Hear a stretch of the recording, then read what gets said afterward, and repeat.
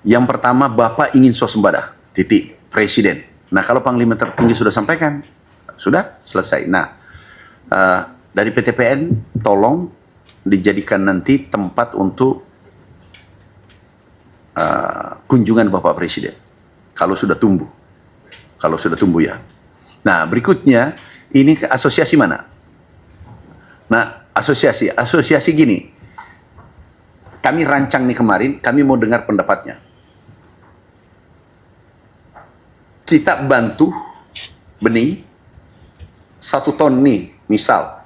Sudah disampaikan? Oh, sudah? Oh, coba munculkan. Nah, itu supaya ini terus sampai swasembada. Kemudian harganya kan sudah ditetapkan. Mana Bapak Nas? Sudah ditetapkan kan Bapak Nas? Harganya berapa? Harga pembelian pemerintah. Jadi seperti padi. 20 berapa, Gung? Bukan hasil produksinya. Berapa dibelikan? Pemerintah. Masa dari penangkar 10.000. Kalau dari bahasa penangkar berapa? Enggak, intinya gini, untung itu petaninya, itu yang saya ingin katakan. Nah, kita putuskan sekarang.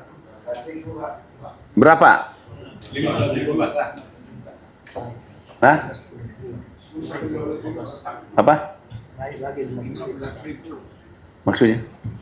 Beli basahnya biasanya 10.000, 11.000. Sekarang petani 15.000 ya. 12 berapa? Jadi gini, Bapak jangan sembarang menyebut. Ini kebijakan ini tidak ada fungsinya nanti kalau sembarang. Kenapa? Nggak jalan. Apalagi susah. Jadi berapa kira-kira? Ini kan kita support nih petani. Nah, berapa kira-kira harganya dibeli basah oleh harga pemerintah basah dan kering? Beli basah berapa? Sudah untung. Yang penting untuk titik untung dulu seperti gabah. Kalau gabah mintanya kemari ya maunya 10.000 per kilo. Gak mungkin. Hati-hati jangan sampai tidak bisa jalan. Paham? Tidak bisa di HET karena terjadi inflasi. Paham maksudku? Anda kalah lagi, luar negeri lagi. Jangan sampai mau nih harga tinggi aku pasang. Lah lebih impor. Ngapain beli dari Anda? Kita mau lindungi Anda nih. Paham enggak maksudku? Mau lindungi seperti beras. Aku sudah stok 7 juta ton. Bayangkan 1 tahun. Kalau bawang enggak tahu 7,4 juta ton kita jaga. Sekarang kalau bawang cuma 50.000 udah cukup. Katakanlah 100.000. Udah swasembada. Nggak terlalu berat ini bawang. Cuma Bapak jangan sampai salah melapor sama saya tanda tangan. Yang tanda tangan yang kena nanti petani. Yang di demo, yang hadir hari ini. Ngerti nggak maksudku? Kalau saya ya 1 juta 1 kilo. Supaya Anda langsung naik tanah suci yang Islam. Iya kan? Tapi harganya berapa, petaninya sudah sustain, sudah untung.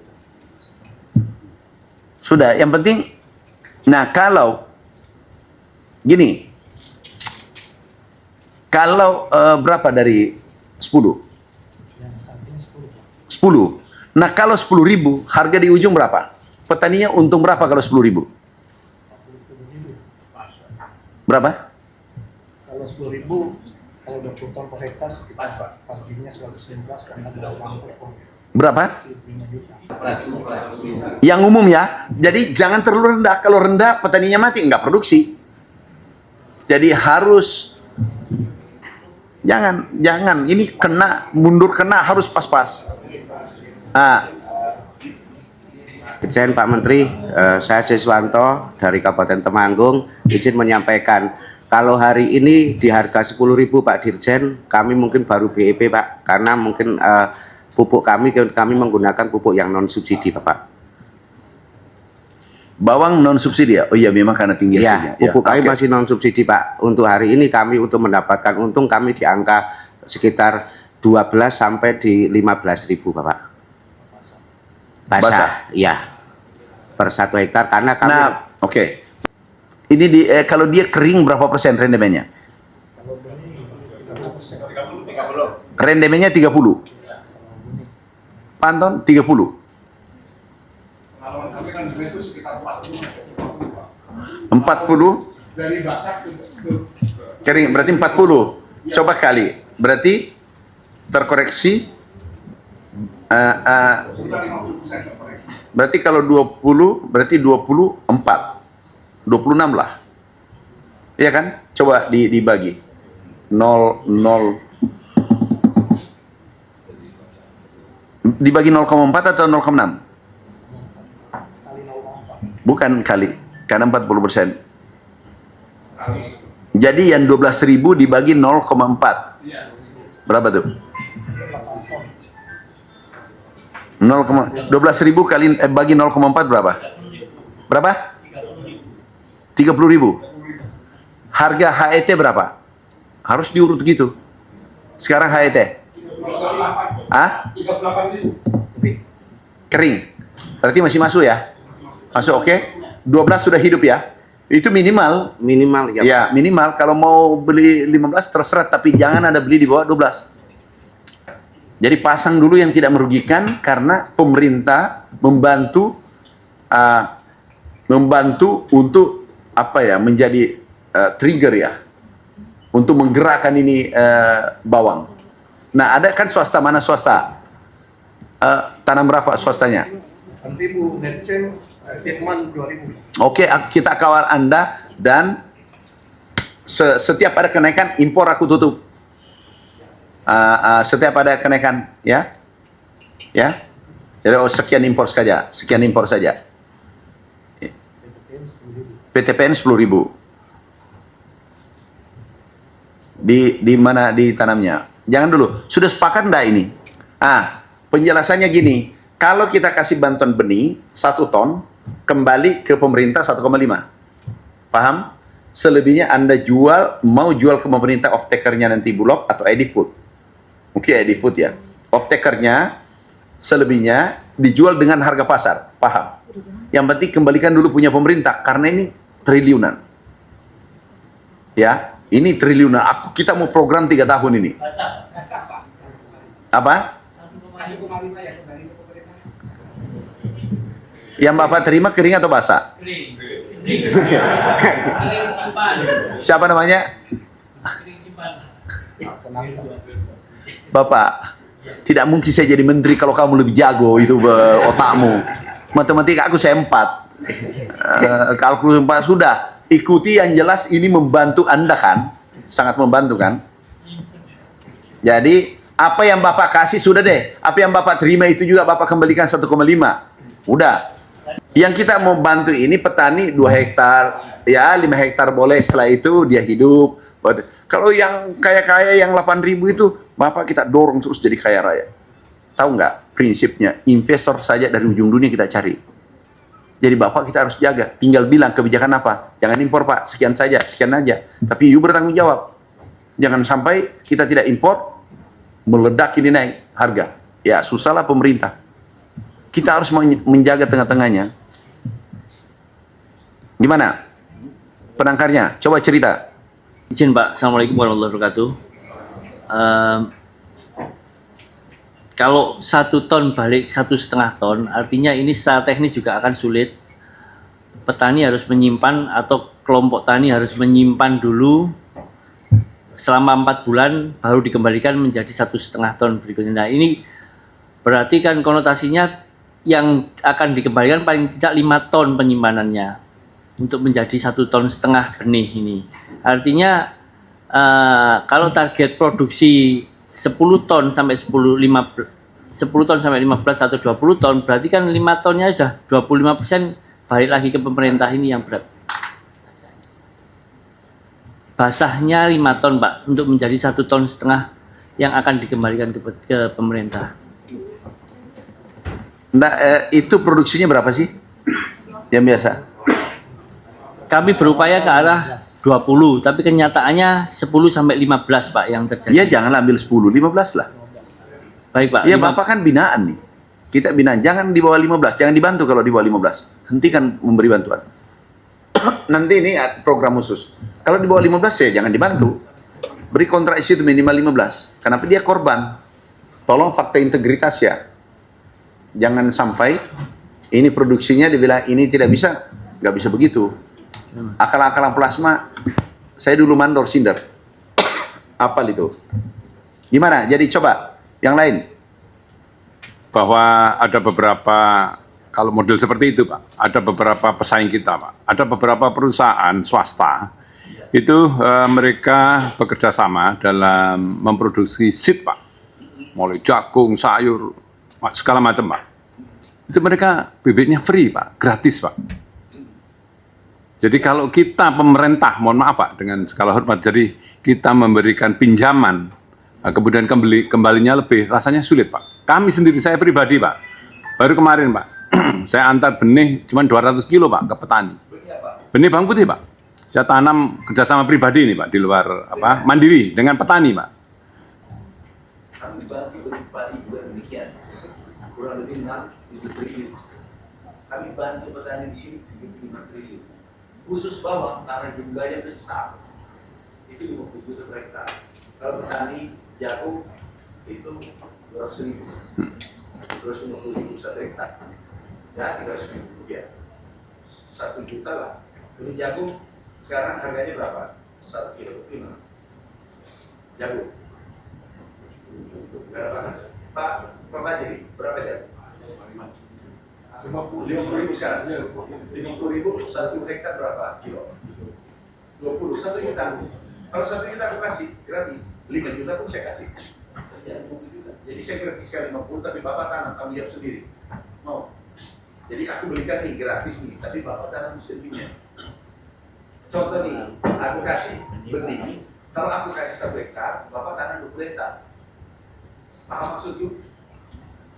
Karena APBN itu terbatas. Paham tak maksudku? Kalau Bapak minta jago aku gratis, Bapak minta jangan cerita itu berapa kemampuan itu perusahaan, bisa kalah negara ini. Anggaran sini 35 triliun, tiba semua. Bapak baru ini. Aku kasih gratis, ini karena bawaan jumlahnya besar. Jumlahnya besar per hektar, nggak ada duanya itu. Makanya kita kerjasama dengan swasta. Tapi kalau bilang swasta cuma masih, ada nggak kasih bawang putih gratis? Beli swasta. Bapak bandingkan gajah dengan ayam, nggak ketemu sampai kiamat. Apa namanya? Pak Toha Pak. Aku petani, baru lagi sudah petani, bapak saya. Udah, tidak mungkin saya buat gini untuk kepentingan kalian. Jadi dibina, ini balik. Balik ini dikasih kembali. Anda pinjam lagi sampai anak buah, stop dibantu. Saya tanya, kalau Anda produksi 10 ton, kan yang paling besar biayanya bibit kan? Ya. Ya. Kalau aku bantu 5 ton, Anda dapat 15 ton, berarti Anda dapat 10 ton kan? Ya. Untung apa tidak? Untung apa rugi? Berapa? 40. Oke. 4 kali 40%, kali 40% berapa ton? 6 ton. Harganya berapa? 12.000. Kalau kan sudah Berapa harganya? HET. antara 40-50. 40 lah. 40 juta kali 6. Kali 6. 50 juta. Oh jangan dulu. Keluarkan itu ring 6 ton kan? Keluarkan 1,5 ton. Bawahnya bos. Bawahnya bos. Di bawahnya 1,5 keluarkan ya. 1,5. Ah, 1,5. Yang di atas kenapa 2? Sebulan aja sih 1,5.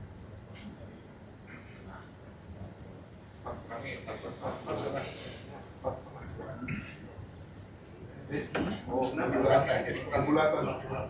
Ya nggak apa-apa, gitu aja. Nah itu negara yang di atas. Jadi 4,5 kali 40.000. Nanti kayak pun jadi off-taker ya.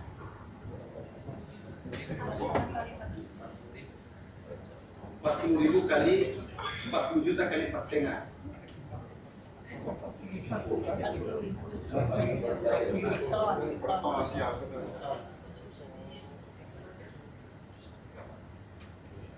Juta.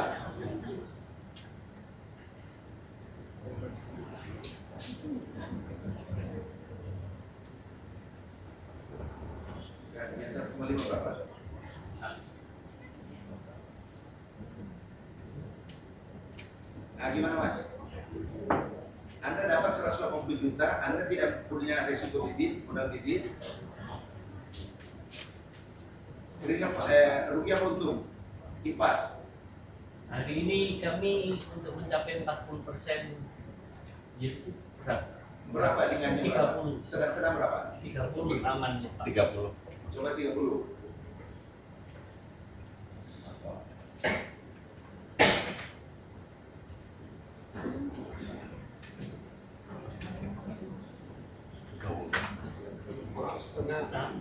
setengah, 13,5. Bulat. Bulat setengah. Gimana?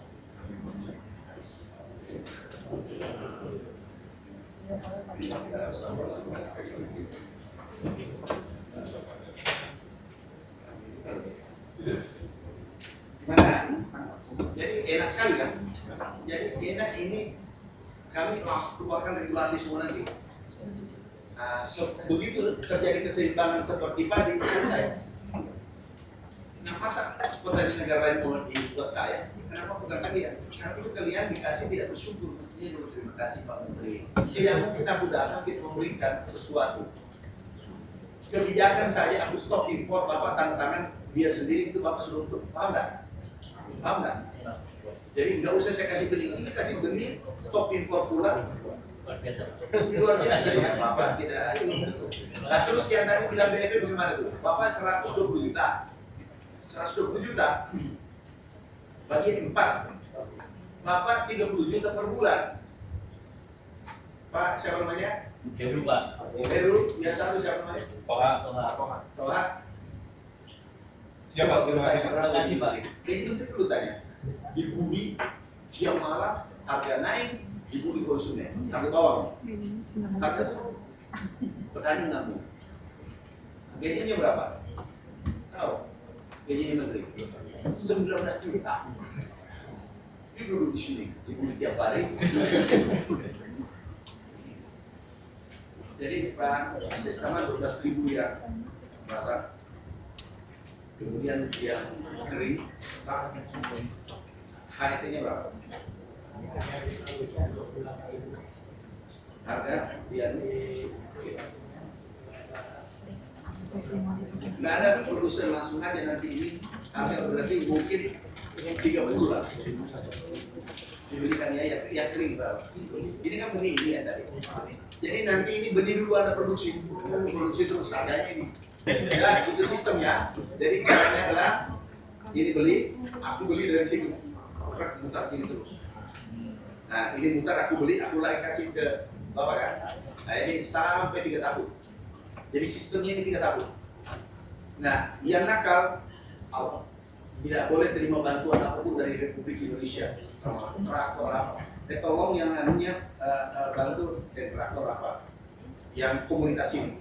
Ya, jadi memang begini, harus untuk rekan-rekan media disampaikan bahwa keinginan besar kita kan sekarang ini impor sekitar lebih dari 90% bawang putih kita adalah impor. Nah, keinginan dari Presiden adalah bagaimana barang yang namanya bawang putih ini, barang pokok penting ini kemudian bisa swasembada. Untuk bisa swasembada itu diperkirakan yang ditanam itu sebetulnya nggak gede-gede amat. Tantangannya kalau menurut Pak Mentan dan tim, bukan kok kita mau meremehkan suatu tantangan, tapi tantangannya setidaknya lebih tidak terlalu menantang dibandingkan swasembada beras. Karena kalau beras ini kan butuhnya jutaan hektar, terus harus cetak sawah pun juga harus banyak dan lain-lain. Kalau ini cukup menanam bawang putih di kurang lebih 100.000 hektar. Ya. Tantangannya apa? Tantangannya adalah yang pertama adalah nyari tempat. Karena nanam bawang putih ini tidak bisa ditanam di semua tempat, harus di tempat yang tinggi, di ketinggian. Kita sudah ada 3 di Sembalun di Nusa Tenggara Barat, kemudian di Temanggung, dan juga di Humbang Asundutan. Tiga itu. Nah itu tantangannya. Jadi nyari tempatnya yang kurang lebih mirip-mirip seperti itu, tempatnya yang tinggi. Tantangan berikutnya adalah bibit.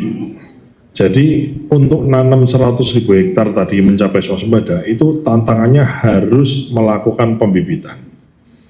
Artinya bukan kok kemudian, saya kira dengan tujuan swasembada tadi, kalau bibitnya tersedia dan harga pembeliannya juga ditentukan, HET, HPP-nya kan nanti akan ada keputusannya, dan di mana itu menguntungkan pasti petani nanam. Nah, yang menjadi tantangan kita itu bukan lagi di situ, belum di situ, tapi tantangannya adalah bagaimana kita menyediakan bibit yang cukup. Jadi 3 tempat Temanggung, Sembalun, kemudian Humbangan Sundutan itu lebih ke arah bagaimana kita pembibitan secara massal. Sehingga swasembada ini tidak bisa kemudian dalam waktu 1 tahun jadi, enggak. Kita butuh at least 3-4 tahun untuk bisa mencapai swasembada ini. Tantangan paling utamanya adalah ketersediaan lahan dan juga adalah khususnya lagi adalah ketersediaan bibit. Tadi sudah didiskusikan dengan Asosiasi Petani Bawang, sudah didiskusikan juga dengan Bulog, ID Food, dan juga PTPN. Jadi BUMN terlibat. Off-taker dari pembibitan ini adalah ID Food dan Bulog. Off-takernya.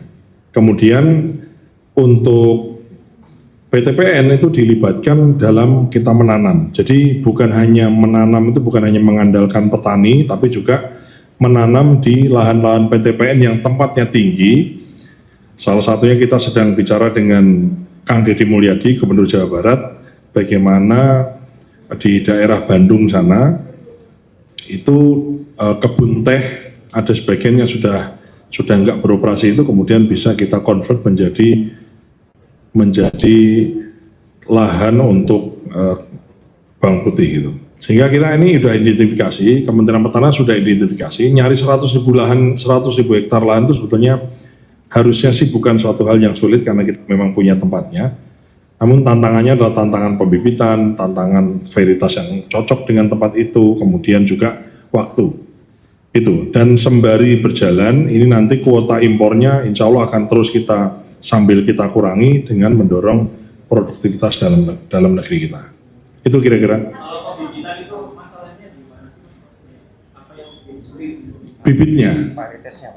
Bibitnya. Kan begini ya, maksud saya nih, kita misalnya punya bibitnya. Kan selama ini negara kita ini impor, yang kita makan tuh impor. Maka untuk bisa nanam butuh bibit. Bibit itu misalnya kita impor dari manalah, dari negara lain, misalnya mengimpor bibit dari China. Kan kita tidak mungkin impor bibit untuk 100.000 hektar. Nggak mungkin tuh satu, karena memang negara asal tidak akan mengizinkan mengirim bibit sebanyak itu. Ya kan? Pasti kan dikirim bibitnya sedikit. Nah sedikit itu harus ditangkar gitu loh. Ditangkar oleh petani kita di bawah binaannya Dirjen Hortikultura. Kemudian kenapa harus ditangkar? Selain jumlahnya nggak cukup, juga harus ditangkar disesuaikan dengan iklim kita. Pak, Anda paham nggak? Kalau dari China sana, plek-plek misalnya kita impor untuk 100.000 hektar, main tanam aja, belum tentu bisa tumbuh dengan optimal. Sehingga butuh ada penyusuan agroclimate-nya. Itu yang menjadi tantangannya di situ. Kita berharap penyesuaian agroclimate, kemudian penambahan jumlah benih bibitnya bawang putih itu bisa kita laksanakan dengan cepat. Ini kan masalah, sekali lagi masalahnya juga urusan tantangan teknologi kan. Bagaimana bibit itu kemudian cepat menyesuaikan dan bisa menghasilkan. Dan nanam bawang putih ini kan bukan hal baru bagi petani kita. Di lokasi-lokasi yang memang dulu kita sebelum reformasi kita nanam bawang putih. Gitu. Nah, tapi karena setelah adanya kemudian dibuka pasar lebih bebas, itu kemudian barang impor dianggap lebih efisien gitu, sehingga pelan-pelan kemudian petani kita tidak lagi menanam bawang putih.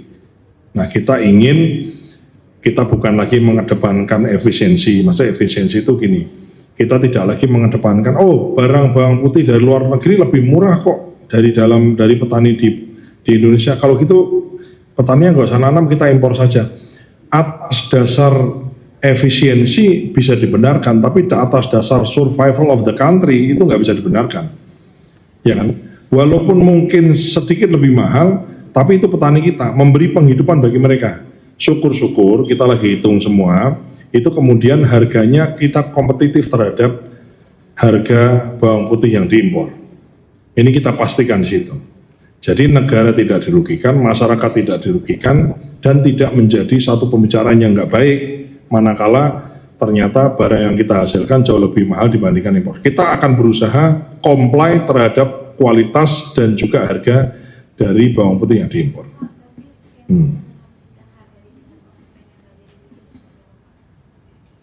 Yang jelas begini, ini ada, kalau ini kan satu, saya harus katakan bahwa harga itu kan gini ya, apa ya, saya mau katakan ini ada banyak aspek. Mungkin yang pertama saya katakan begini, dalam pengelolaan harga-harga sumber bahan pokok penting ini atau sembako ini, harga naik atau turun itu saya harus katakan itu hal yang biasa. Yang penting adalah kalau naik jangan lama-lama harus segera turun, kalau turun jangan lama-lama turun harus segera naik. Jadi kenapa kok harga kok bisa naik turun? Contoh saja, karena saya ketua Asosiasi Pedagang Pasar, saya agak sedikit paham. Misalnya truk yang membawa cabai dari Magelang ke pasar induk Kramat Jati, itu misalnya kebanan, mogok atau sopirnya ngantuk atau bannya bocor, dia mampir ke rest area, kemudian dia nyampe di pasar induk Kramat Jatinya itu kepagian, ulangi kesiangan, yang harusnya datang di situ kira-kira terbentuk harga antara jam 2 sampai jam 4 misalnya, dia datang jam 7. Kemudian harga cabainya jadi naik. Nah, jadi ada faktor-faktor yang, ya kan, ada faktor-faktor non teknis yang tidak bisa kita, eksidensial yang tidak bisa kita hindarkan. Yang penting kemudian tinggi itu tidak kemudian bertahan selama seminggu, 2 minggu, sebulan, enggak, tapi harus segera turun besoknya. Masalah selesai.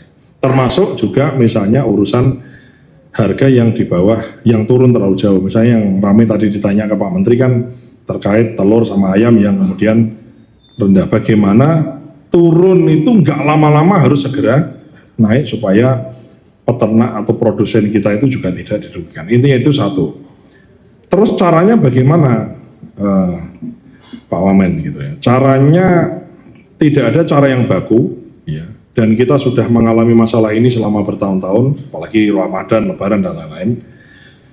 Salah satu cara yang kita tempuh dan sejauh ini efektif adalah bagaimana instrumen pemerintah atau negara itu hadir aktif memiliki stok barangnya. Contoh misalnya beras.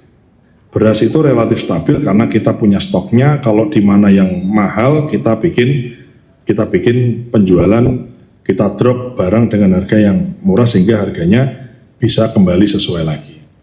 Termasuk minyak goreng DMO saat ini sudah, kalau tidak salah 35% dari DMO CPO minyak goreng, DMO dalam bentuk minyak gorengnya dikelola oleh BUMN yaitu Bulog dan ID Food, dan pemerintah sedang mengkaji untuk bagaimana menaikkan kuota DMO yang dimiliki oleh DMO minyak goreng yang sekarang ini dikelola oleh BUMN yang 36% itu bisa ditingkatkan di 70, syukur-syukur kita bisa sampai ke 100% pengelolaan minyak gorengnya, sehingga barang DMO ini yang harganya khusus ini itu betul-betul peredarannya itu kita tahu, kita ngerti di mana, kapan, dan susah atau mahal di mana kita punya instrumennya.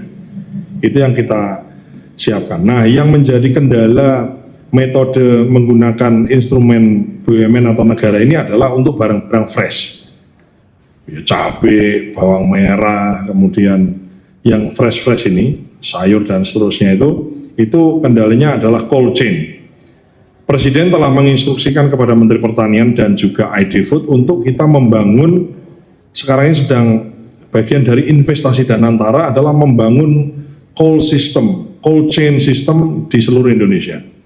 Cold chain ini nanti berguna untuk fresh, misalnya daging ayam, daging sapi, daging kerbau, kemudian telur, kemudian sayur-sayuran, buah-buahan dan lain-lain. Yang salah satunya juga melibatkan Koperasi Desa Merah Putih, itu ada cold storage-nya. Jadi ini saya paham bahwa halayak atau masyarakat itu mungkin menginginkan segala sesuatu itu segera terlihat beres, tapi yakinlah bahwa memberesi ini itu butuh proses, butuh waktu. Tidak bisa Roma itu dibangun dalam semalam. Tapi yakinlah bahwa presiden ini atau pemerintahan ini mengarah ke sana. Jadi membangun cold chain ini dalam rangka untuk bagaimana membawa barang dari produsen di kota ke desa. Dan bagaimana mengabsorb barang-barang fresh, baik itu peternakan maupun sayur dan buah, termasuk cabai hortikultura, itu dari desa dibawa dalam bentuk yang baik ke kota. Jadi ini bagian, termasuk Kopdes Merah Putih ini adalah bagian dari the whole paket yang diinginkan oleh presiden kita. Ini salah satu caranya begitu. Sehingga kita harapkan dalam beberapa tahun ke depan, begitu Kopdes jadi, ada cold storage-nya, cold chain oleh BUMN dibangun, ya ini kemudian aliran distribusi barang pokok penting yang menguasai hidup dan matinya rakyat kita ini kemudian bisa dijamin ketersediaannya dengan harga yang sesuai. Ya.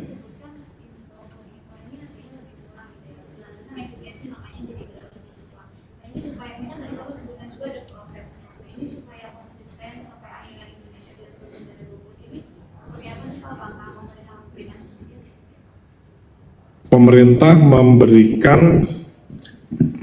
memberikan bridging bibitnya.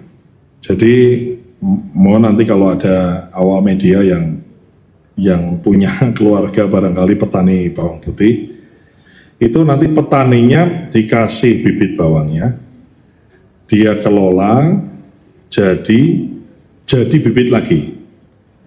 Dia mengembalikan bibitnya 1,5 kali dari bibit yang kita kasih di awal. Itu ya Pak Dirjen ya. Nah itu, jadi caranya adalah dikasih insentif itu. Karena memang bibit bawang ini dalam 1 hektar itu dalam komponen produksinya cukup besar. Kalau tidak salah dalam 1 hektar itu untuk menanam bawang putih, pembibitan ini kira-kira dibutuhkan biaya sekitar 120 juta per hektar. Dan bibit itu dari 120 juta itu 75 jutanya. Nah, oleh karenanya kalau kita biarkan saja nggak akan ada orang bibit karena untuk bibit butuh modal besar. Sehingga 75 dari 120 total tadi itu kemudian dalam bentuk dikasih pinjaman bibit dari Kementerian Pertanian.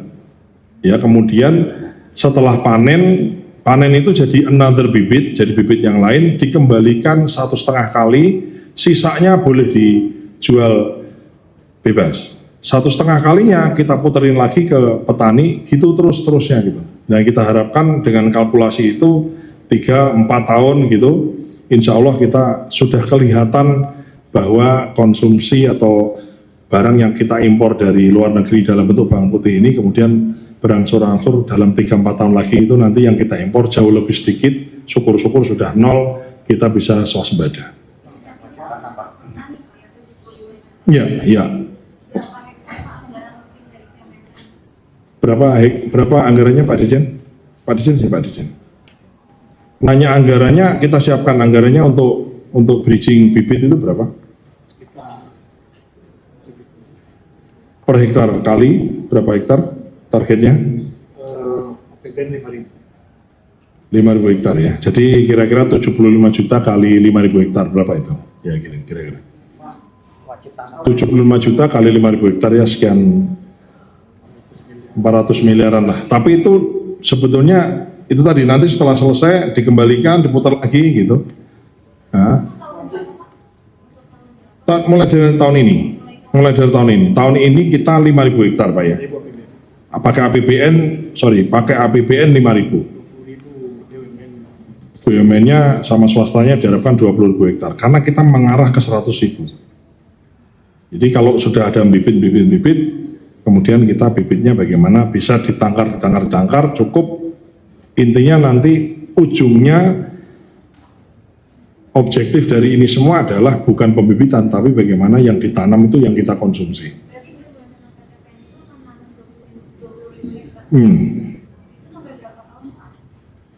Ya kita harapkan dalam 3-4 tahun ke depan 100.000. Total dari BUMN ditambah semua petani itu totalnya kira-kira 100.000. Dengan 100.000 maka beres. Itu ya, beres. Wacana yang dilakukan COVID kan saat ini masih dilakukan. Kalau berjalan berapa produksi dari hasil tanam impor? Nanti aku cek ya, aku nggak monitor. Ini aku cerita yang program ini aja, ya. Oke, udah cukup, makasih. Iya.